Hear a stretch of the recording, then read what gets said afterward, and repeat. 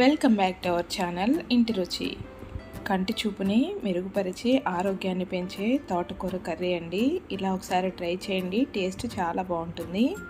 దీనిని ఎలా ప్రిపేర్ చేయాలో చూసేద్దాము. స్టవ్ ఆన్ చేసుకుని బాండి పెట్టుకుని అందులోనికి శుభ్రంగా వాష్ చేసి పెట్టుకున్న తోటకూరని సన్నగా కట్ చేసుకుని దీనిని వేసేసుకుని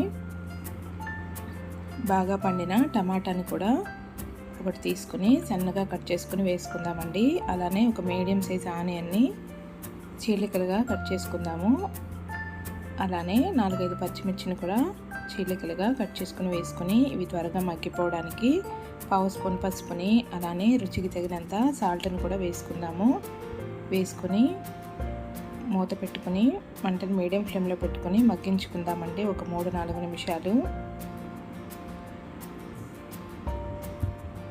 3 నిమిషాల తర్వాత టమాటాలు కూడా చక్కగా సాఫ్ట్ అయిపోయాయండి. తోటకూరలోని వాటర్ అంతా కూడా బయటకు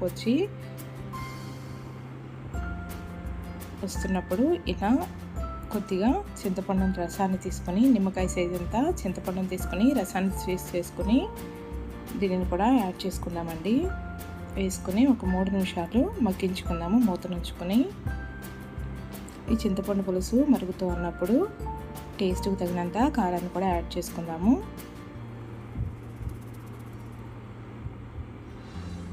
వేసుకుని ఒకసారి మిక్స్ చేసుకుని దీనిని కూడా మరి ఒక 4 నిమిషాలు మగ్గించుకుందామండి.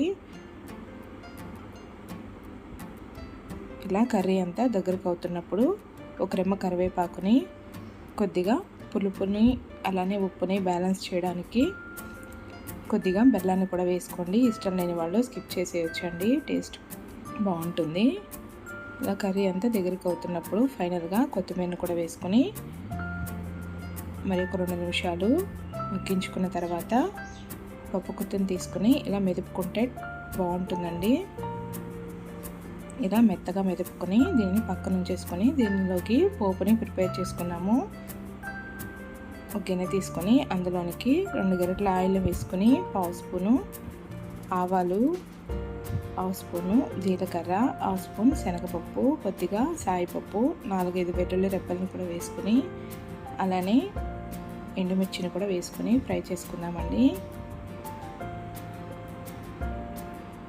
కొద్దిగా కరివేపాకును కూడా వేసుకుని పప్పు ఫ్రై అయిన తర్వాత మెరుపు పెట్టుకున్న తోటకూర మిశ్రమాన్ని కూడా వేసేసుకుని